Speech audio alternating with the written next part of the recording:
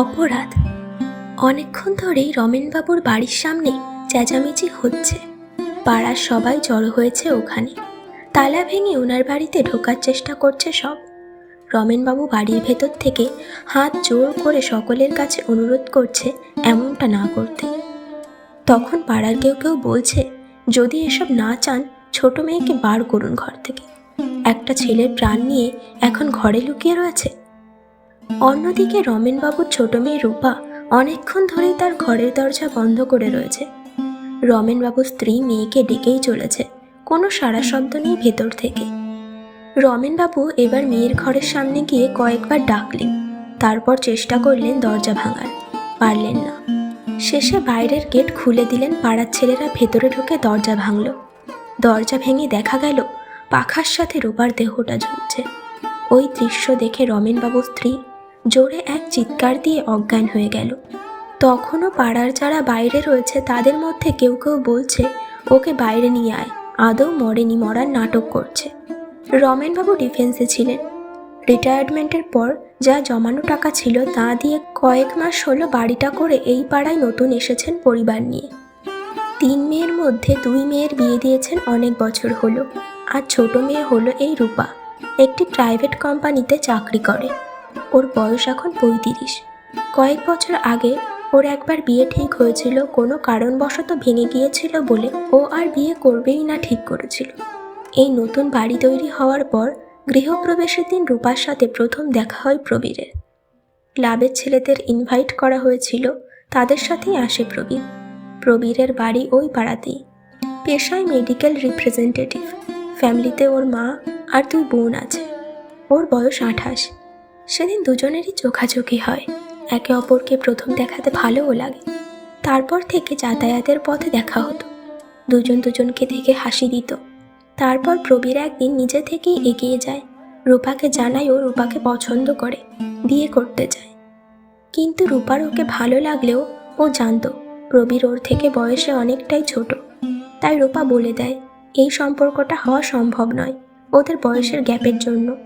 তারপর থেকে প্রবীর যখনই রূপাকে দেখত বোঝানোর চেষ্টা করত, বয়সটা কোনো ব্যাপার না, ভালোবাসাটাই আসল। প্রবীর এই 28 বছর বয়স অবধি কখনো কোনো প্রেম করেনি। ছোটবেলায় বাবা মারা গেছিল, অনেকটা কষ্টের মধ্যে আজ এই জায়গায় পৌঁছেছে। এখন গোটা ফ্যামিলি ও চালায়। নিজেকে প্রতিষ্ঠিত করতে গিয়ে এইসব প্রেম টেম আর করে ওঠা হয়নি ওর। তাই রূপাকে ভালো লাগাতে নানাভাবে চেষ্টা করছে যাতে সম্পর্কটা হতে পারে। রূপাও নিজেকে অনেকটা একা অনুভব করত এই বয়সে এসে। এই সময় প্রবীরের এই প্রস্তাবে ও আর বেশি দিন না করে থাকতে পারল না। ওদের সম্পর্ক শুরু হলো। অফিসের পর দুজনে প্রতিদিন দেখা করত, গল্প করতে করতে বাড়ি ফিরত। ছুটির দিনগুলোতে একসাথে কোথাও ঘুরতে যেত। আর ফোন মেসেজও তো কথা হতোই। এবার প্রবীর আর রূপা দুজনে রমেনবাবুকে জানালো ওদের সম্পর্কের ব্যাপারে। রমেনবাবুর কোনো আপত্তি ছিল না। উনি তো উল্টে চেয়েছিলেন রূপাও তার বাকি 2 মেয়ের মতো সংসার করুক, খুশি থাকুক। কিন্তু সবার এটাই চিন্তা ছিল প্রবীরের বাড়ির থেকে মানবে কিনা। আর ঠিক সেই সমস্যাই হলো, প্রবীরের বাড়ির লোক কিছুতেই মানতে রাজি হচ্ছিল না। প্রবীরও চেষ্টা চালাচ্ছিল মানানোর। আরও এটাও ঠিক করেই নিয়েছিল বিয়ে করলেও রূপাকেই বিয়ে করবে। রমেনবাবু একদিন কথা বলতে গিয়েছিল প্রবীরের বাড়িতে, কিন্তু ওর মা দিদি ওনাকে অপমান করে তাড়িয়ে দেয়।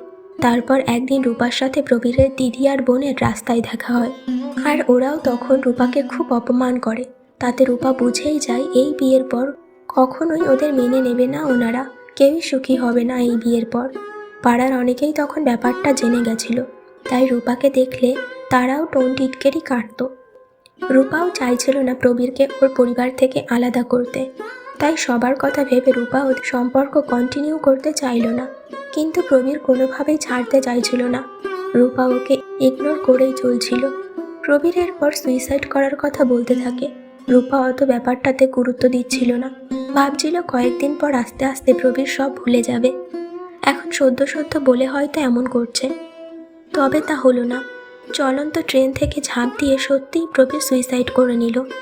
এখন ওর ডেড বডি ক্লাবের সামনে রেখে পাড়ার সবাই তাই রূপার বাড়ির সামনে জড়ো হয়েছে রূপাকে বের করে ওর অপরাধের শাস্তি দেবে বলে। রূপা আর কাউকে সুযোগ দিল না, নিজেই নিজেকে অপরাধের শাস্তি দিল। ওর অপরাধ এটাই ছিল নিজের থেকে কম বয়সী একটা ছেলেকে ভালোবাসা, আবার ছেলেটির পরিবারের কথা ভেবে ওর জীবন থেকে সরে আসা। আজ রূপার মৃত্যুর পরও এই সমাজ ওকেই অপরাধী ভেবে যাবে।